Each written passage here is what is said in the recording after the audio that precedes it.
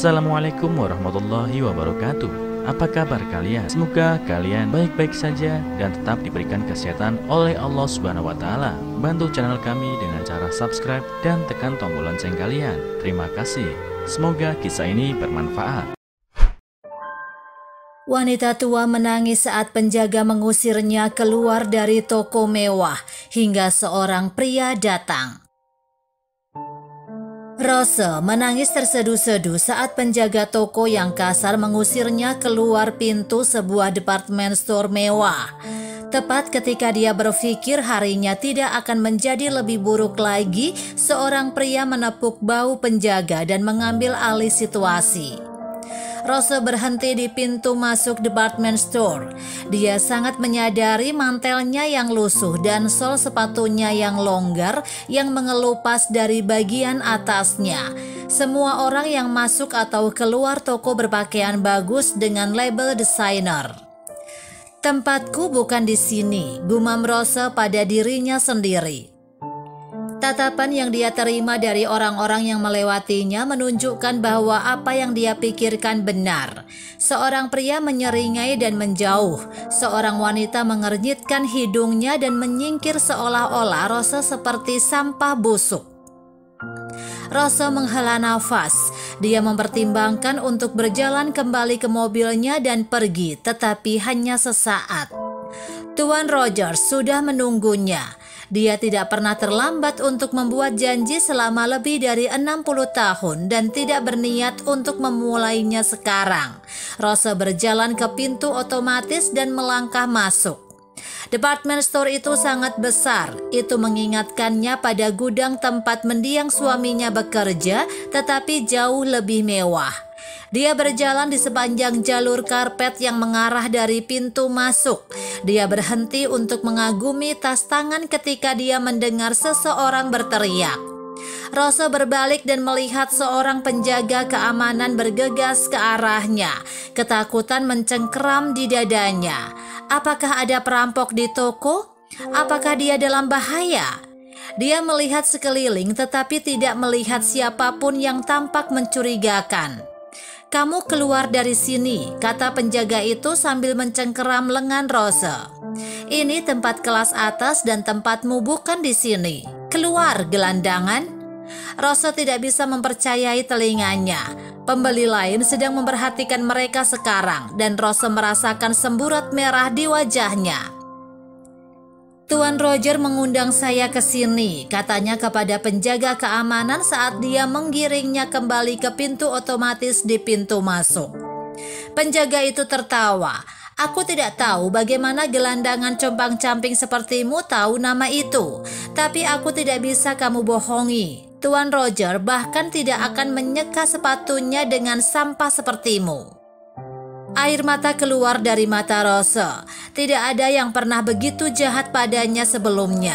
Dia ingin membela dirinya sendiri, tetapi apa yang bisa dia katakan ketika pakaiannya sangat lusuh? Dia memang terlihat seperti sampah. Sebuah tangan muncul di bahu satpam itu dan menepuknya cukup keras hingga membuat pria itu tersentak. Penjaga berbalik dan Rose melihat Tuan Roger berdiri di belakang penjaga. "Anda dipecat," kata Tuan Roger kepada penjaga dengan senyum muram. "Siapapun yang kejam sepertimu tidak diterima dalam daftar gajiku." Penjaga dan semua pelanggan di dekatnya menyaksikan dengan heran ketika Tuan Roger berjalan ke arah Rose dan memohon maaf atas kekasaran penjaga itu. Dia kemudian meraih tangannya dan mencium pipinya. "Anda pantas merasa seperti seorang ratu di toko ini, karena memang seperti itulah Anda," kata Tuan Roger. Beberapa hari sebelumnya, Rose berusaha untuk tidak menatap pria muda familiar yang berdiri di antrean di sampingnya di toko kelontong. Namun dia tidak tahu dari mana dia mengenalinya, jadi dia terus melirik pria muda itu. Pria muda itu berbalik sedikit dan menyapu rambut pirangnya dari dahinya. Rose melihat bekas luka di atas alis kanannya dan tiba-tiba potongan-potongan itu menjadi satu. Dia merogoh dompetnya dan mengeluarkan sebuah foto. Di dalamnya almarhum putranya berdiri di samping salah satu rekan seperjuangannya. Keduanya berseragam dan saling merangkul bahu. Di belakang mereka gurun Irak membentang ke cakrawala. Rose menatap teman putranya di foto, lalu kembali menatap pria yang mengantri. Dia melakukan ini beberapa kali sebelum melangkah ke samping untuk menepuk siku pria itu. "Permisi." Rose mengangkat foto itu untuk ditunjukkan kepada pria itu. "Ini kamu bukan?" Jonathan sedang melamun ketika dia merasakan wanita itu menepuk sikunya. Ketika dia melihat ke bawah, dia sangat terkejut melihat foto itu sehingga dia menjatuhkan keranjang belanjaannya. "Ya, itu saya dan Tristan. Dia sahabatku di sana." Dia melihat wanita itu lebih dekat. "Siapa Anda?" Dia memberinya senyum tipis. "Saya Ibu Tristan." "Oh," seru Jonathan, segera memegang tangannya di antara tangannya. "Saya sangat senang bertemu dengan Anda, Bu. Putra Anda pria yang hebat. Saya masih memikirkannya setiap hari." Wanita itu mengatupkan bibirnya dan mengangguk. "Saya juga. Kami semua sangat merindukannya." Kasir kemudian memanggil wanita itu menyela pembicaraan mereka. Masih banyak lagi yang ingin Jonathan katakan padanya. Dia memandang saat dia mengemasi beberapa barang ke konter agar kasir menghitungnya. Barang-barang itu kebanyakan murah dan berkualitas rendah. Dia mulai menghitung uang receh dari dompet koin untuk membayar belanjaannya, dan Jonathan curiga wanita itu mengalami kesulitan keuangan. Dugaannya terkonfirmasi ketika wanita itu meminta kasir untuk mengembalikan susu. "Saya akan membayarnya," kata Jonathan sambil melangkah maju dan menunjukkan kartunya kepada kasir. Wanita tua itu keberatan, tapi dia bersikeras. Di luar, Jonathan mengambil tas belanjaan wanita itu. "Saya akan membawakan ini untukmu," katanya. "Saya sangat senang bisa bertemu denganmu hari ini, Bu. Saya berpikir untuk mencari keluarga Tristan, tapi saya tidak yakin menghubungi Anda adalah ide yang bagus." "Mengapa?" Wanita itu mengerutkan kening padanya. "Dan tolong, panggil saya Rose." "Ya Rose, saya merasa banyak yang ingin kukatakan, tapi saya tidak tahu bagaimana mengatakannya." Dia berjuang untuk mengingat-ingat ketika dia mengikuti Rose ke mobilnya. Perang, itu adalah salah satu saat terburuk dalam hidup saya dan Tristan. Saya bersamanya saat itu terjadi. Rose dengan lembut meletakkan tangannya di lengannya. "Itu pasti mengerikan bagimu." "Iya, ketika waktu saya habis saya tidak tahan pulang. Saya berkeliling Asia Selatan, lalu Filipina, Indonesia, dan Australia. Bertemu dengan beberapa orang hebat di sepanjang jalan dan beberapa hari mereka membantu saya merasa lebih seperti pribadi saya sebelum perang."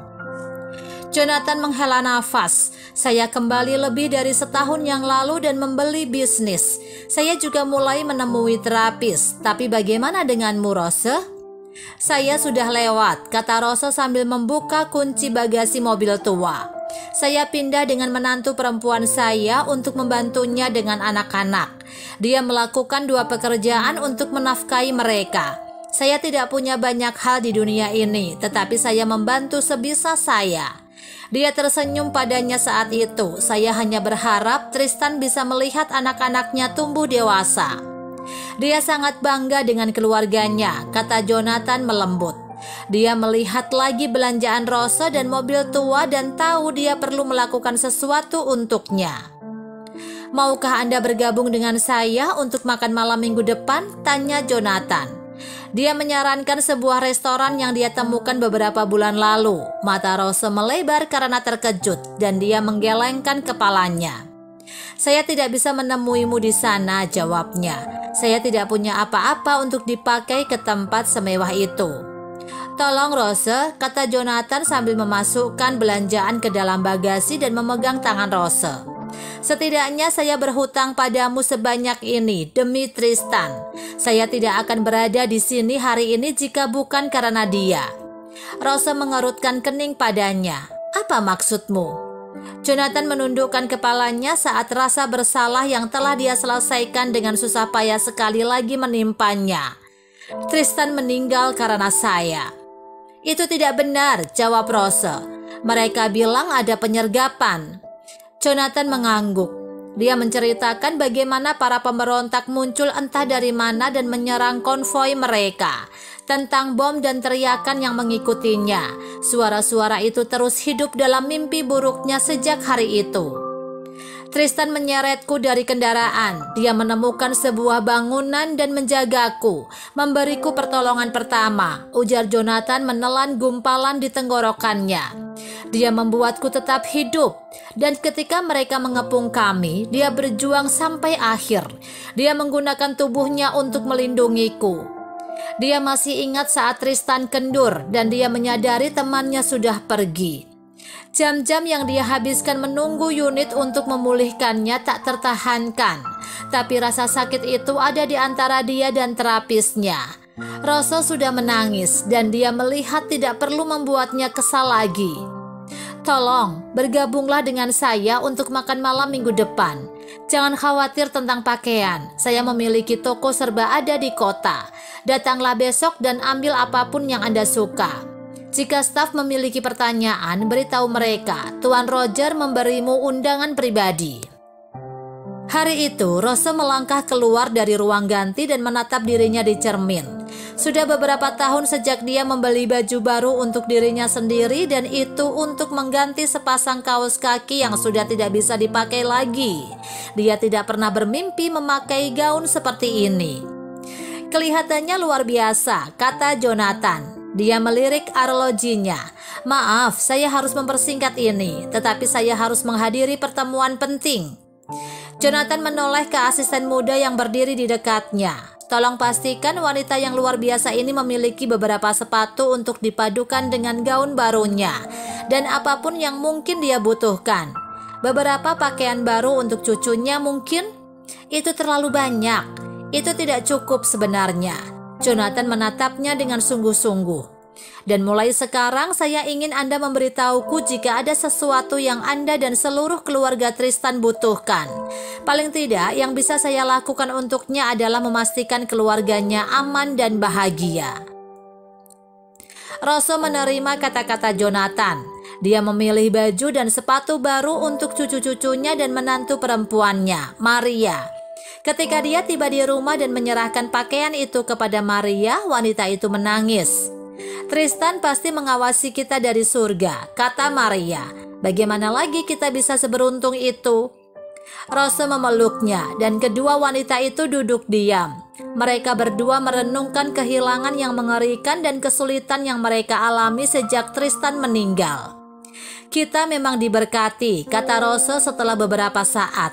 "Aku merasa ditakdirkan untuk bertemu Jonathan di toko kelontong hari itu." "Aku pikir juga begitu," kata Maria sambil mengusap matanya. "Sepertinya dia mengalami neraka saat Tristan meninggal. Aku hanya bisa membayangkan bekas luka yang ditinggalkan pengalaman itu di hati pria malang itu." Rose mengangguk. Dia telah melihat tatapan angker di mata Jonathan. Itu adalah tatapan yang dia kenal sejak masa mudanya ketika mereka mulai kembali dari Vietnam. Rose kemudian menyadari bahwa perang meninggalkan bekas luka tidak hanya di tubuh tetapi juga di hati dan pikiran semua orang yang selamat. Rose bergabung dengan Jonathan untuk makan malam pada minggu berikutnya.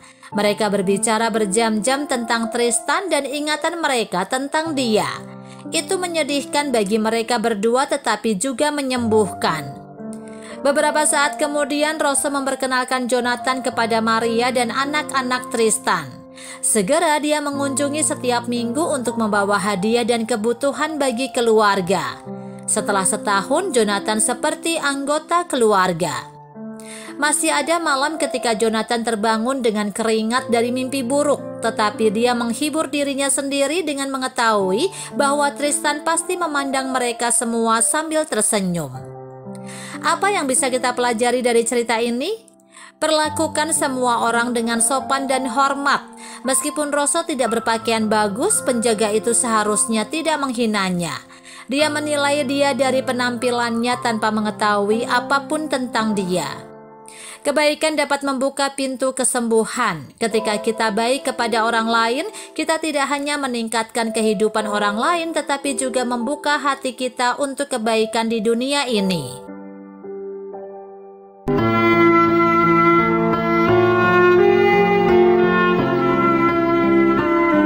Assalamualaikum warahmatullahi wabarakatuh. Apa kabar kalian? Semoga kalian baik-baik saja dan tetap diberikan kesehatan oleh Allah Subhanahu wa taala. Bantu channel kami dengan cara subscribe dan tekan tombol lonceng kalian. Terima kasih. Semoga kisah ini bermanfaat.